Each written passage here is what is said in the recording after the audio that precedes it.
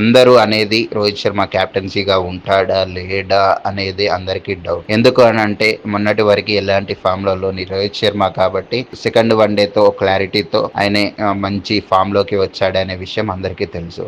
రోహిత్ శర్మ అనే కెప్టెన్సీగా తప్పిస్తే మరి టీమిండియా పరిస్థితి ఎలా ఉంటుంది? ఒకవేళ కెప్టెన్సీగా లేకపోతే మరి అతని స్థానం ఎవరు వస్తారు? టీంలో ఉన్న విరాట్ కోహ్లీకి కెప్టెన్సీ పగ్గాలు ఏమైనా ఇస్తారా? మరి అతను కూడా ఎలాంటి ఫామ్లో లేడు కాబట్టి అతనికి కాకుండా ఇంకెవరికి ఇస్తారు అనేది పెద్ద టాపిక్గా మారింది. రోహిత్ శర్మ కెప్టెన్సీగా ఉంటేనే ఇన్ని మ్యాచ్లు గెలుస్తుంది అనేది అందరికీ తెలుసు. కాకపోతే ఒకవేళ కెప్టెన్సీగా తప్పిస్తే మాత్రం టీమిండియాకి పెద్ద ఎదురు దెబ్బగానే మిగులుతుంది. కాబట్టి రోహిత్ శర్మని కెప్టెన్సీగానే కొనసాగించాలి అని అందరూ అనుకుంటాను. ఒకవేళ రోహిత్ శర్మని కెప్టెన్సీగా కాకుండా నార్మల్ ప్లేయర్గా ఆడిపిస్తే ఎలా ఉంటుంది? నార్మల్ ప్లేయర్గా ఆడిపిస్తా తను ఆడుతాడా, మొత్తానికి రిటైర్మెంట్ ఇస్తాడా అనేది కూడా పెద్ద ఆసక్తికరంగానే మారింది. ఎందుకంటే మనం చాలా చూసాం, ముంబై ఇండియన్స్లో రోహిత్ శర్మ ఉన్నా కూడా హార్దిక్ పాండ్యా కెప్టెన్సీ ఇవ్వడం అది పెద్ద బాధాకరం. అయినా సరే తప్పదు అన్నట్టుగా రోహిత్ శర్మ కెప్టెన్ లేకపోయినా సరే తన ఆట తీరు తను ఆడుతూనే ఉన్నాడు అనేది అందరికీ తెలుసు. ఛాంపియన్ ట్రోఫీ తర్వాత రోహిత్ రిటైర్మెంట్ చేస్తాడా అనేది పెద్ద క్వశ్చన్. ఛాంపియన్ ట్రోఫీ తర్వాత ఒకవేళ టీమిండియా గెలిస్తే రోహిత్ కెప్టెన్సీగా కొనసాగుతూనే ఉంటాడు, ఓడినా కూడా కెప్టెన్సీగా కొనసాగుతూనే ఉంటాడు.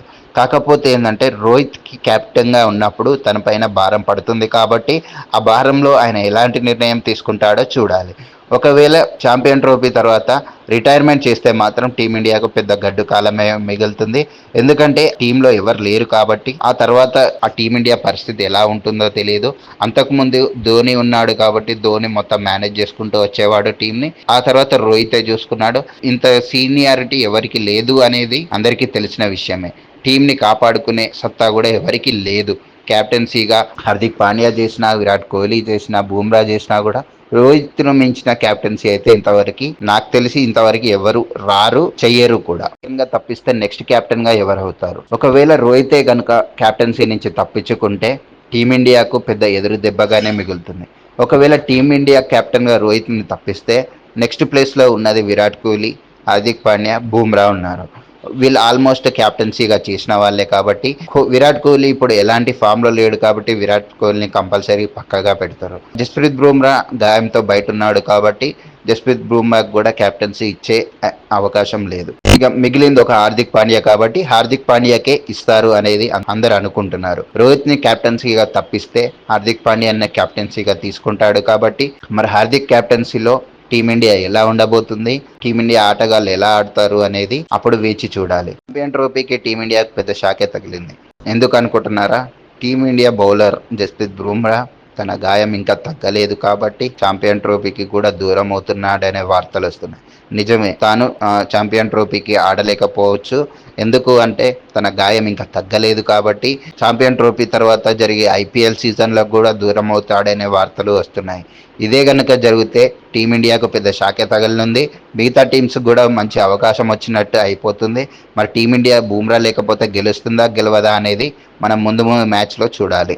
తర్వాత గౌతమ్ గంభీర్ ఉంటాడా అనేది పెద్ద క్వశ్చన్. ఎందుకు అనుకుంటున్నారా? ఛాంపియన్ ట్రోఫీ తర్వాత ఒకవేళ ఛాంపియన్ ట్రోఫీ కనుక గెలవకపోతే గంభీర్ మీద భారం పడనుంది. ఈ ఛాంపియన్ ట్రోఫీ అనేది ఒక పెద్ద టాస్క్ అయిపోయింది.